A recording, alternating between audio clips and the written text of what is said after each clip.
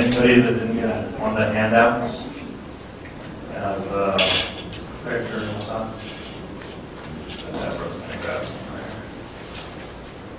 There's a couple that don't have the last map or the first map. So the printer ran out of ink, so I didn't have time to get some. There's actually one over here too.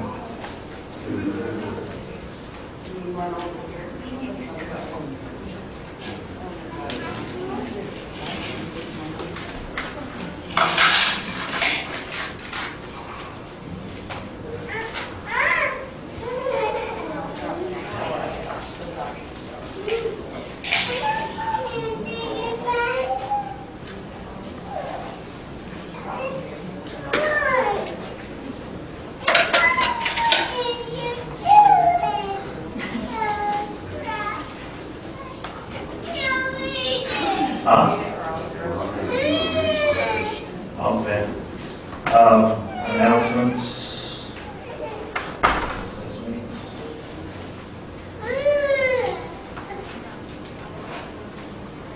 The men's practice has been canceled, so I'll have that on the 20th.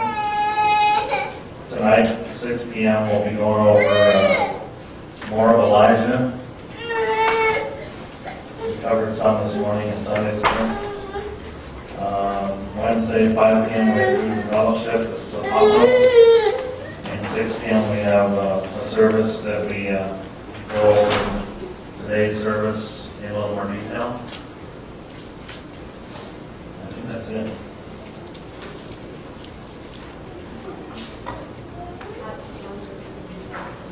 You should be back by Wednesday. Well, Tuesday, I hope. Maybe. It's kind of iffy.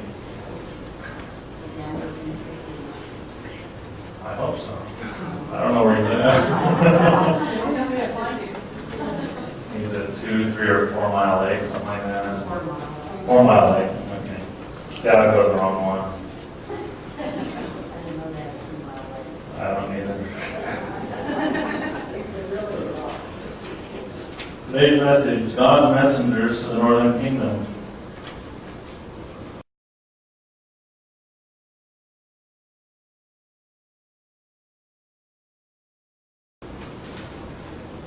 The message that God desires to be heard is delivered by special servants called prophets. We see these throughout the Old Testament. The Bible is arranged topically and not chronologically. If you look at like the book of Kings and the book of, well, the books are not chronologically, but Kings and Chronicles are, but they kind of overlap each other, and some of the kings are not listed in one book or in the other. So I started putting a spreadsheet together, and it became quite a task so far, but I'm not quite done. In the handouts, you'll see some of that. That's just a portion of some other ones that I've found. So people will enter into a black hole, talking about trying to follow the timeline in the Old Testament. Old Testament is arranged as history, poetry, and prophecy. The story seems to get jumbled up and confused.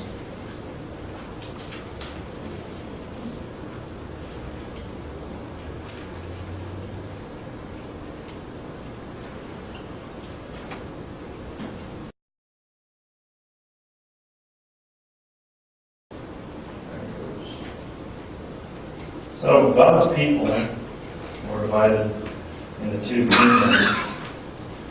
10 northern tribes called Israel and 2 southern tribes called Judah. The fall of the north to Assyria and the fall of the south to Babylon. If you look at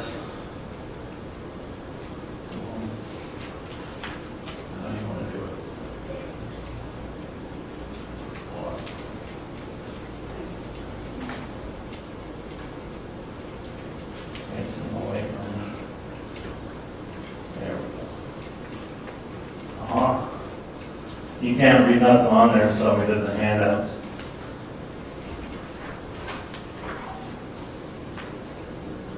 This is just for your reference. We're not really going to go over it much. Pretty much covers the area through here mostly. This tribe behind.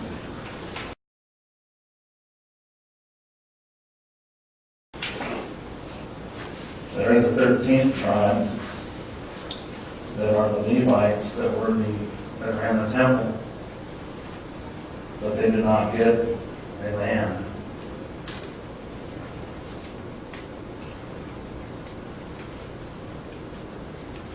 Now it's working. So our lower story, in the book of story, there's an upper and lower story for every section. The lower story is this conflict between Jeroboam and Rehoboam. And the upper story is God was achieving his purpose. The question is, why did God divide the nation?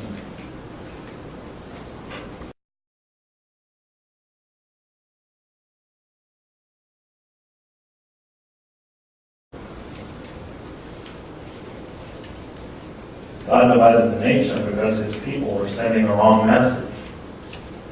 God wanted his people to be blessed by him so others would be drawn to their God.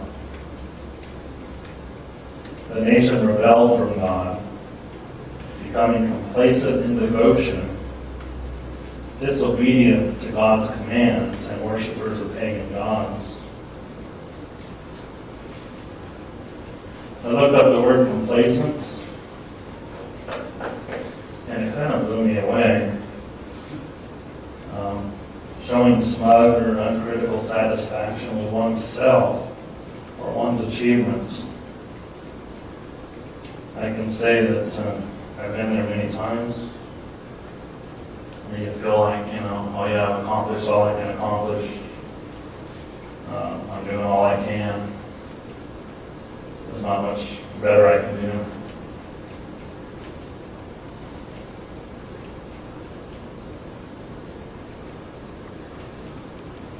And then the last point on that God divided the nation because his people were sending the wrong message. In disobedience, God's people were sending a wrong message to themselves and to the surrounding nations. We see time and again through the book of Kings that the kings would worship the God of their wives because they had many wives back then. Not that that was biblical or nothing. They just kind of did their own thing.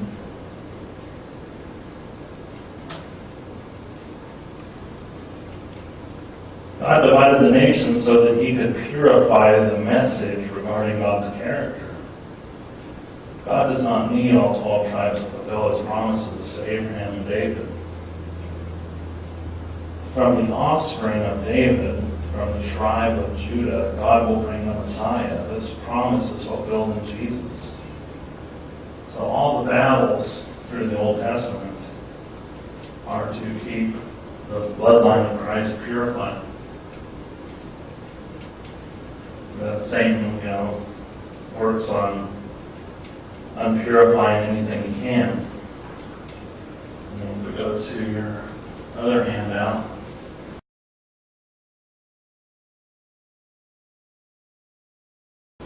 you definitely can't see that on the screen. This is a Bible survey timeline. Across the top it has BC up to the New Testament. And it shows the different kings and the prophets.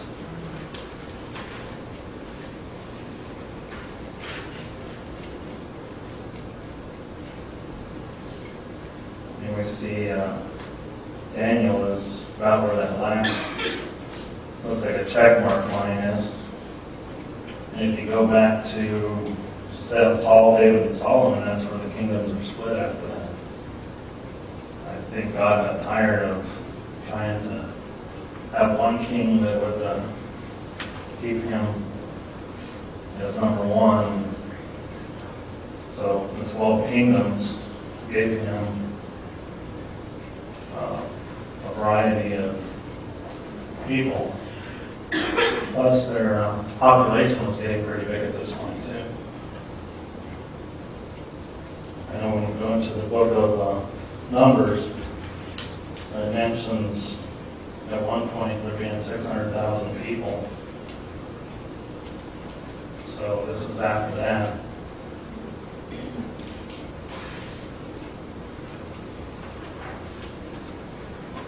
God sent prophets to the northern kingdom to call his people back to obedience. God sent 9 prophets to the 19 kings in Israel over a period of 208 years. The only prophet to the northern kingdom heard and obeyed was Jonah, and that was by the pagan Ninevites, not Israel. 2 of the 9 prophets were Elijah and Hosea.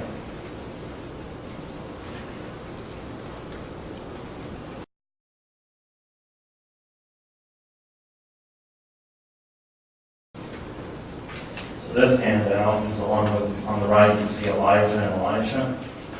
And you kind of have a timeline on the left. Who was the king of Judah, and the king of Israel, and the two of the palms, how long their reign was. And these are all for your reference. You can talk them in a Bible somewhere, or you can use them when you study. So if we take this and list it out, this timeline is almost the same as that timeline. It's a couple years off on a couple of them I noticed. But the prophet's times of ministry, approximately 875 BC to 848 BC, was Elijah. Elisha was 848 to 797. Then you also have Amos and Hosea. And you can see the times there.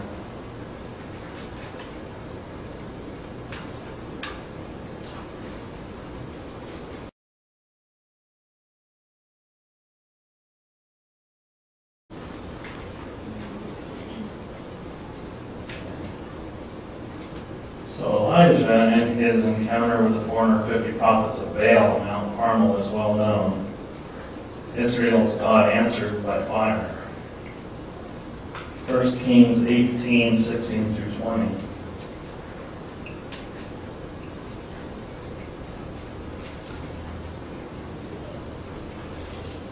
So Obadiah went to meet Ahab and told him, and Ahab went to meet Elijah.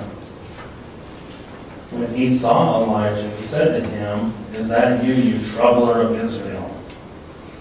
And we see this many times where the prophets are called a troubler, or because they're not saying what the people want to hear.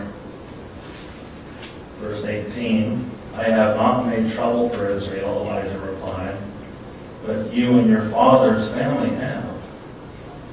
You have abandoned the Lord's commands and have followed the Baals. Now summon the people from all over Israel to meet me on Mount Carmel, and bring the 450 prophets of Baal and the 400 prophets of Asherah who eat at Jezebel's table."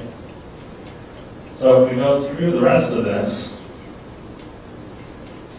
you will see that they brought 2 bulls, and the prophets of Baal had the first choice of the bulls.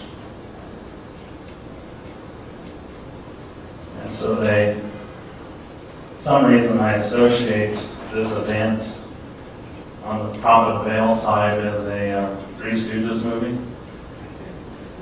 where, you know, they prepared their altar, they cut up their bull, they called on their God, but their God is not a real God. Their God has received a lot of credit, and that really made Elijah mad. But they went all day long into the evening, and no response.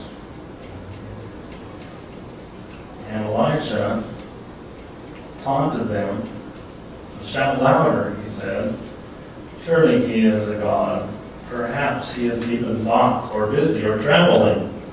Maybe he is sleeping and must be awakened. So they shouted louder and slashed themselves with swords and spears, as was their custom, until the blood flowed. So they got no attention from their so-called God. So then Elisha built an altar with 12 stones.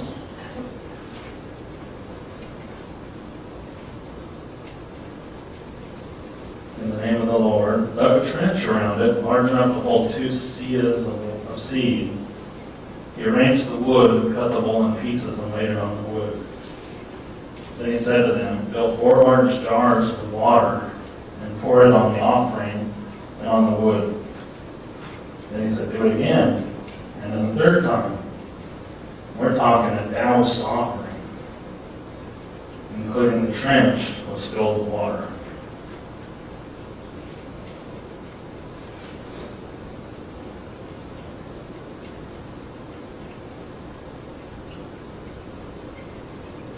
So in verse 36, at the time of sacrifice, the prophet Elijah stepped forward and prayed, Lord, the God of Abraham, Isaac, and Israel, let it be known today that if you are God in Israel, and that I am your servant, I have done these things at your command. Answer me, Lord. Answer me so these people will know that you are Lord, our God, and that you are running their hearts back again. Turning their hearts back again. Then the fire of the Lord fell and burned up the sacrifice, the wood and stones and the soil, and also licked up the water in the trench. When the people saw this, they fell prostrate and cried, the Lord, He is God. The Lord, He is God. We need to be there today. Do we have other things that are gods in our life that we spend more time on than God? So if we go on through the verse, we see later on that those 450 prophets were slaughtered.